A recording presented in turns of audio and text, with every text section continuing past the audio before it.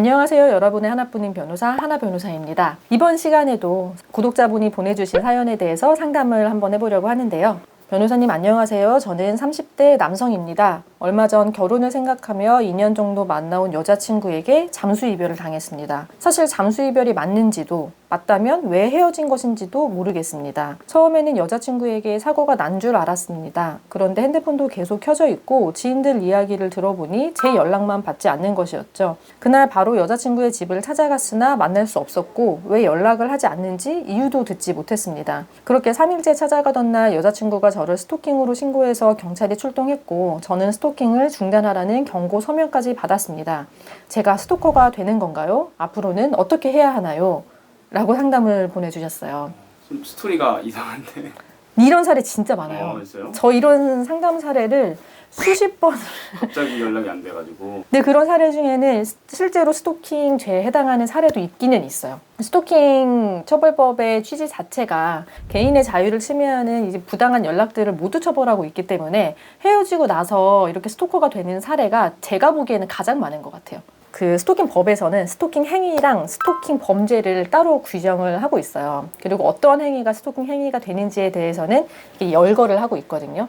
그 행위들에는 뭐 찾아가거나 아니면은 뭐 물건 보내거나 연락하거나 아니면 온라인에서 사칭하거나 이런 여러한 행위들이 포함되어 있는데 그 행위만 한다고 해서 전부 다 스토킹 행위가 되는 건 아니고 이거는 정당한 사유 없이 상대방의 의사에 반해서 그러한 행위를 했을 때만 스토킹 행위에 해당해요. 그리고 이런 행위를 계속적으로 반복적으로 한 경우에 스토킹 범죄가 되는 거고요. 그래서 이제 헤어진 연인 사이에 이렇게 스토킹으로 신고당했을 때의 쟁점은 내가 하는 연락, 찾아가는 거 이게 정당한 사유가 있는가가 이제 쟁점이 되겠죠. 내가 연락을 하거나 찾아가는 거에 정당한 이유가 있었다가 있어야 스토킹 범죄에서 무혐의로 주장할 수가 있는 거죠.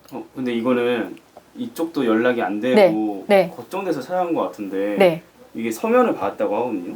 이게 되는 건지. 그렇죠. 지금 PD님이 물어보신 게 진짜 의뢰인분들이 많이 하는 질문 중에 하나예요. 내가 스토킹으로 신고당해서 경찰이 출동한 것까지는 그래 뭐 신고했으니까 출동하는 거 알겠다 그랬는데 내가 서면 경고를 받았다는 거예요. 이런 서면 받은 거면은 내가 스토킹이라고 인정이 된 게 아닌가 이거 걱정을 많이 하는데 사실 서면 경고는 스토킹 신고가 오면은 거의 형식적으로도 많이 이루어지는 거기 때문에 서면 경고를 받은 것만으로 내가 한 행위가 스토킹에 해당한다 이렇게 100% 이어볼 수는 없고요. 근데 잠정 조치까지 받았다 이러면은 내 행위가 처벌될 가능성이 높다 이렇게 판단할 수는 있죠. 이 사안만 봤을 때는 이거는 스토킹에 해당한다고 보기 어려울 것 같아요. 왜냐면은 여자친구가 헤어지자라는 말을 안 했잖아요. 그러니까 왜 잠수 타가지고. 그니까. 말이라도 선수. 그러니까. 근데 만약에 여자친구가 이런 사안에서 헤어지자고 했다. 근데 연락했다. 그러면은 스토킹 될 가능성이 높아요. 근데 이게 만약에 시간이 오래됐다. 잠수 탄 지가 한 달, 두 달, 세 달 됐는데 내가 한 달, 두 달, 세 달 내자 찾아간다.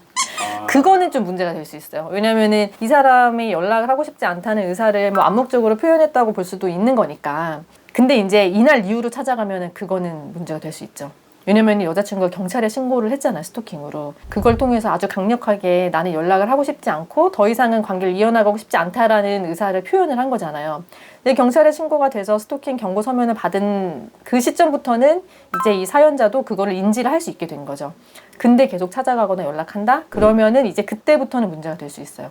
이게 그 연인 간의 감정이나 연애라든지 사랑하는 거에 대해서는 국가가 이거를 규제하는 거에 대해서 점점 규제하지 않는 방향으로 바뀌고 있거든요. 그리고 스토킹 처벌법 자체가 지금 시행된 지가 몇 년이 안 된 신법이고 사회적인 관심도가 굉장히 높은 법이기 때문에 좀 처벌의 범위가 좀 넓어요. 그래서 까딱하면 스토킹 될 수 있으니까 스토킹 조심하시고요. 궁금한 거 있으면 댓글로 남겨주시고요. 구독과 좋아요도 많이 부탁드립니다.